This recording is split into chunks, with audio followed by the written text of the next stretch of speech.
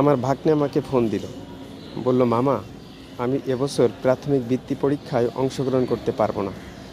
আমি বললাম, কেন? ভাগ্নে বলল, আমি কিন্ডারগার্টেনের শিক্ষার্থী, এটাই আমার অপরাধ।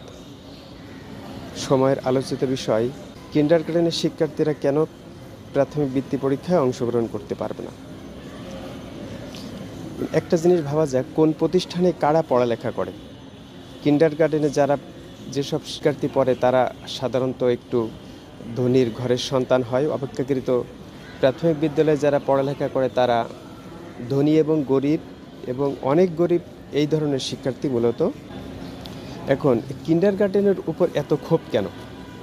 কিন্ডারগার্টেন মূলত চলে নিজস্ব ব্যবস্থাপনায়, বেতন তারা নিজস্বভাবে ঠিক করে। কথাটা কিন্তু অসত্য নয়। সমস্যাটা হলো মূলত পরিচালনা এবং নীতিমালায়। কিন্ডারগার্টেনের সরকারের নিয়ম নীতি অনেকটাই মানে না। তবে এটা ঠিক, বই দিচ্ছে কিন্তু সরকার কিন্ডারগার্টেনকে প্রাথমিক বিদ্যালয়ের মতো করে পরিচালনা করতে পারে, কিন্তু সেটা না করে হঠাৎ করে হলো যে কিন্ডারগার্টেনের শিক্ষার্থীরা প্রাথমিক বৃত্তি পরীক্ষায় অংশগ্রহণ করতে পারবে না।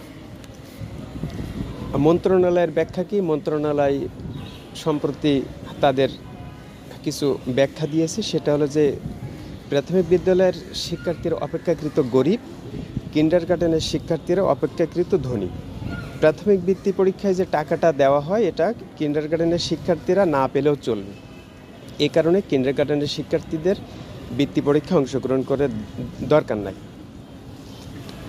এখানে বলে রাখা দরকার যে টাকাটা মুখ্য বিষয় না। মুখ্য বিষয় হলো যে মেধার পরীক্ষা। যদি সমস্যা থেকে থাকে কিন্ডারগার্টেনের সন্তানদের নয়, কিন্ডারগার্টেনের নীতিমালা পরিচালনায় সমস্যা। সন্তানরা কেন বঞ্চিত হবে বৃত্তি পরীক্ষা থেকে? আর বৃত্তি পরীক্ষা নেওয়া হয় মেধা যাচাইয়ের পরীক্ষা, গরিবদের সহায়তা করার পরীক্ষা নয়। মেধা যাচাইয়ের পরীক্ষার ক্ষেত্রে প্রাথমিক বিদ্যালয়ের শিক্ষার্থী, কিন্ডারগার্টেনের শিক্ষার্থী এক।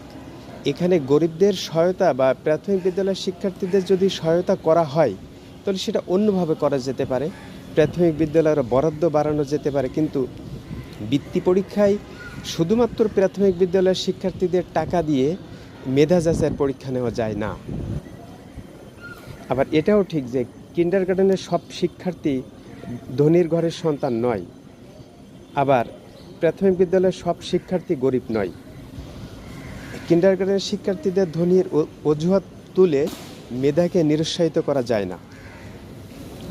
মেধাকে মূল্যায়ন করতে হলে সমভাবে, সমপর্যায়ে কিন্ডারগার্টেন, প্রাথমিক বিদ্যালয়ে একইভাবে বৃত্তি পরীক্ষায় অংশ নিয়ে তাদের মেধা যাচাইয়ের সুযোগ দিতে হবে।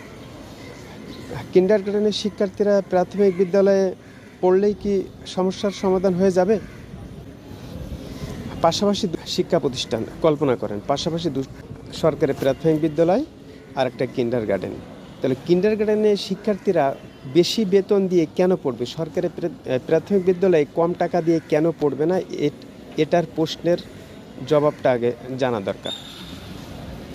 পরে কিন্ডারগার্টেনের ওপর রাগ করে আবার নতুন বৈষম্য আরোপ করা কেন? পুরো বাংলাদেশ জুড়ে বৈষম্যের বিরুদ্ধে লড়াই চলছে। মেধা যাচাইয়ের পরীক্ষায় কিন্ডারগার্টেনের শিক্ষার্থীদের বাদ দেওয়া মোটেই উচিত নয়, কেননা কিন্ডারগার্টেনে পড়াশোনা করে এটা তার অপরাধ না। কিন্ডারগার্টেনের সমস্যা হতে পারে কিন্তু শিক্ষার্থীদের অপরাধ নয়।